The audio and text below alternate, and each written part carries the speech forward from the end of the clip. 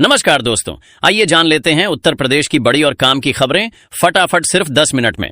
फर्जी शिक्षकों के खिलाफ यूपी में एक्शन, 22 बर्खास्त, एफआईआर के भी आदेश। उत्तर प्रदेश के विभिन्न जिलों में फर्जी दस्तावेजों के आधार पर सहायक अध्यापक के पद पर नियुक्ति हासिल करने वाले 22 शिक्षकों को बर्खास्त कर दिया गया है। यह कार्रवाई लखनऊ, बाराबंकी, मऊ, जौनपुर, आजमगढ़, बलिया, बुलंदशहर, सहारनपुर, कानपुर देहात और मिर्जापुर जिलों में तैनात इन फर्जी शिक्षकों के खिलाफ की गई है। माध्यमिक शिक्षा निदेशक ने इस मामले में कड़ा रुख अपनाते हुए न केवल इनकी सेवाएं समाप्त करने बल्कि इनसे वेतन की रिकवरी और एफआईआर दर्ज करने के निर्देश भी जारी किए हैं। मुख्यमंत्री योगी ने एटा जिले में किया सीमेंट फैक्ट्री का लोकार्पण। कहा, यह जीरो टॉलरेंस की नीति का परिणाम। मुख्यमंत्री योगी आदित्यनाथ ने एटा जिले में श्री सीमेंट फैक्ट्री का लोकार्पण किया। उन्होंने कहा कि सरकार की स्पष्ट नीति और अपराध के प्रति जीरो टॉलरेंस के कारण यह संभव हो पाया है। इस प्लांट से स्थानीय लोगों को रोजगार मिलेगा और यह आत्मनिर्भर भारत की आधारशिला है। उन्होंने पिछली सरकारों पर विकास में भेदभाव करने का आरोप लगाया और वर्तमान सरकार की नीतियों की सराहना की। जिस दुकानदार से कराते थे मोबाइल रिचार्ज, उसी ने किया रिटायर्ड अधिकारी से फ्रॉड। अगर आप भी अपना मोबाइल रिचार्ज कराने दुकान पर जाते हैं तो सावधान हो जाए, क्योंकि कानपुर से एक चौंकाने वाला मामला सामने आया है। यहां एक दुकानदार से सालों रिचार्ज कराने आ रहे हैं एक रिटायर अधिकारी का सिम बदलकर उसके अकाउंट से 42 लाख रुपए उड़ा लिए।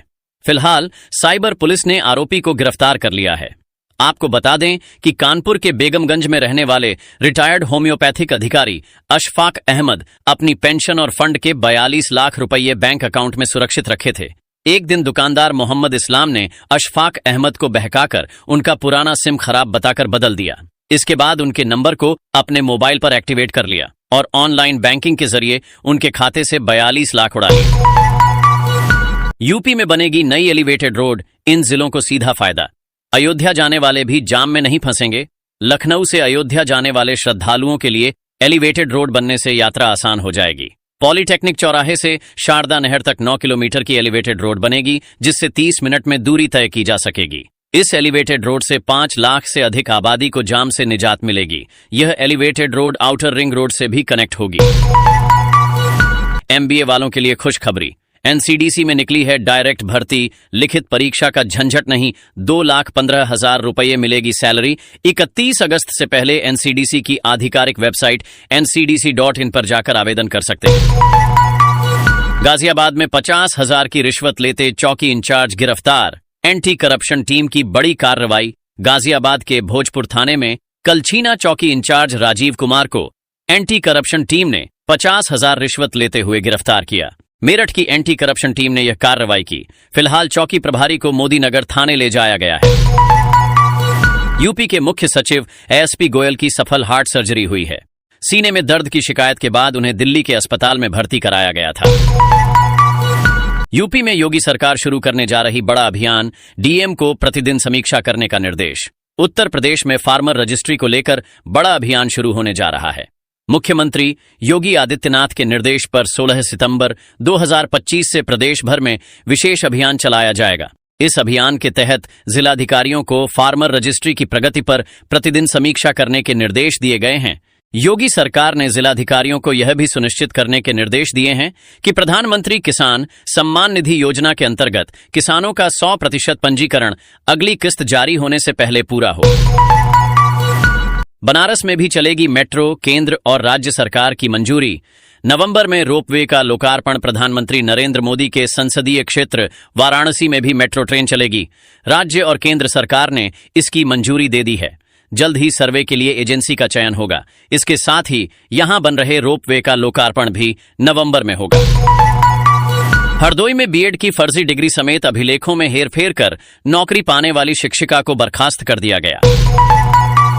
बीजेपी विधायक कर रहे उत्पीड़न। जहरीला पदार्थ खाकर सीएम के जनता दरबार में पहुंचा। रिटायर्ड फौजी मचा हड़कंप। राजधानी लखनऊ में गुरुवार को एक रिटायर्ड फौजी जहरीला पदार्थ खाकर सीएम योगी के जनता दरबार में पहुंच गया। उसने वहां पर तैनात सिक्योरिटी स्टाफ को यह बात बताई। इसके बाद उसे तत्काल सिविल अस्पताल पहुंचाया गया, जहां उसकी हालत नाजुक बनी हुई है। फौजी का आरोप है कि उसने गाजियाबाद से भाजपा विधायक नंद किशोर गुर्जर के उत्पीड़न से तंग आकर यह कदम उठाया है।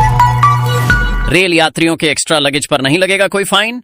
केंद्रीय मंत्री अश्विनी वैष्णव ने किया साफ, पहले खबर आई थी कि भारतीय रेलवे अब हवाई यात्रा की तरह लगेज को लेकर नियम लागू करने जा रही है, जिसके तहत यात्रा के दौरान ज्यादा सामान साथ ले जाने पर लगेज के हिसाब से एक्स्ट्रा किराया वसूला जाएगा। लेकिन अब रेल मंत्री ने इन खबरों का खंडन किया है। संगम नगरी प्रयागराज में 3 रेल फ्लाईओवर निर्माण के साथ बनेंगे। 2 नए रेलवे स्टेशन, नाम होगा न्यू छिवकी व न्यू संगम। भूमि सर्वे को मिली मंजूरी। अपनी मर्जी से ही विधवा बन गईं 71,000 सुहागिनें।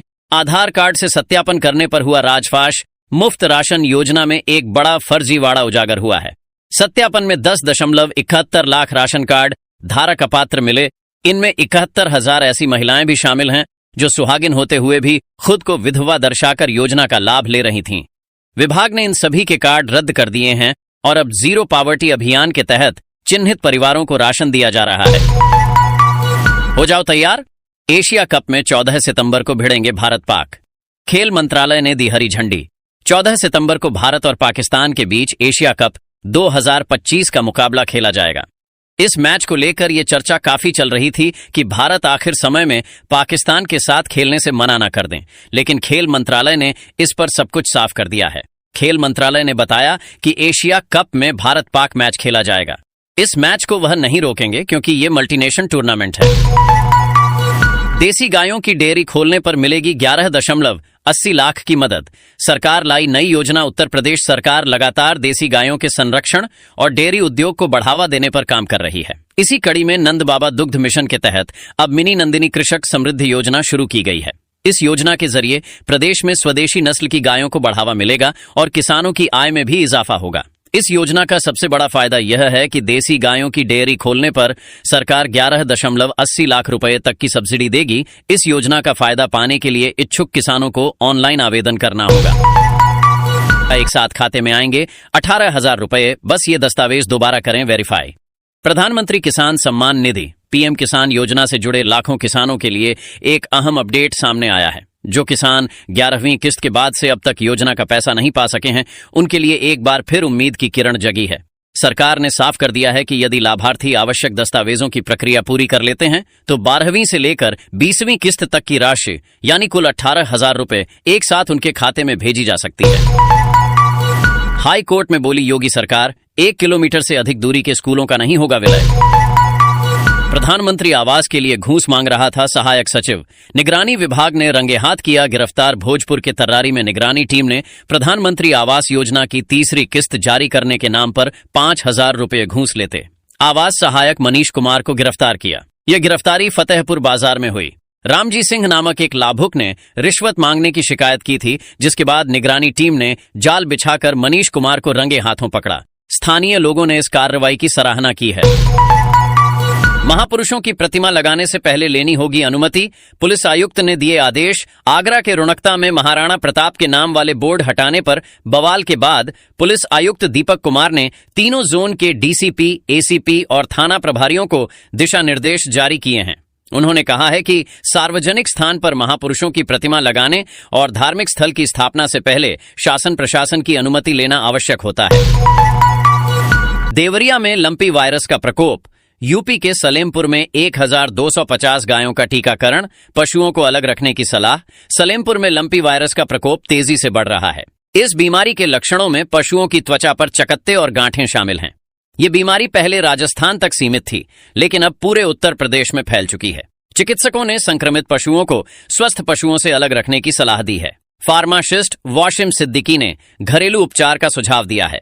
इसमें नीम और तुलसी के पत्ते, लहसुन, लौंग, काली मिर्च, जीरा, हल्दी पाउडर, पान के पत्ते और प्याज को पीसकर गुड़ में मिलाकर पशुओं को 10-14 दिन तक खिलाने की सलाह दी है। हालांकि घरेलू उपचार के साथ पशु चिकित्सक की सलाह भी आवश्यक है। गुरुवार को लोकसभा के बाद राज्यसभा से भी ऑनलाइन गेमिंग विधेयक पास हुआ। दोनों सदन अनिश्चितकाल के लिए स्थगित। सीएम योगी पर बनी फिल्म पहले देखेगा हाई कोर्ट, फिर जज साहब देंगे फैसला। मूवी रिलीज होगी या नहीं। उत्तर प्रदेश के मुख्यमंत्री योगी आदित्यनाथ के जीवन पर आधारित film Ajay the untold story को लेकर बॉम्बे हाईकोर्ट ने खुद फिल्म देखने का फैसला किया है। कोर्ट इस सप्ताह के अंत में फिल्म देखेगी और सोमवार को आदेश सुनाएगी। उत्तर प्रदेश में शहरों के नाम बदलने की सियासत एक बार फिर से तेज हो गई है। शाहजहांपुर के जलालाबाद का नाम परशुरामपुरी होने के बाद अब कई और शहरों की पहचान बदलने की मांग उठ रही है। गाजीपुर, बीजेपी विधायक केतकी सिंह ने इसका नाम बदलकर महर्षि गौतम के नाम पर करने की मांग की है। आजमगढ़, इसका नाम बदलकर महर्षि दुर्वासा के नाम पर करने की मांग उठ रही है। अलीगढ़, यहां के सांसद और विधायकों ने एक बार फिर हरिगढ़ नाम रखने का प्रस्ताव मुख्यमंत्री को भेजा है। सहारा इंडिया के निवेशकों के लिए एक बहुत बड़ी खुशखबरी, अब आपको अपना पैसा वापस पाने के लिए बार बार क्लेम नहीं करना पड़ेगा। सरकार ने सहारा रिफंड पोर्टल के नियमों में बड़ा बदलाव किया है। पहले जहां सिर्फ 10,000 का ही क्लेम किया जा सकता था, वहीं अब निवेशक एक बार में 5 लाख तक का रिफंड क्लेम कर सकते हैं।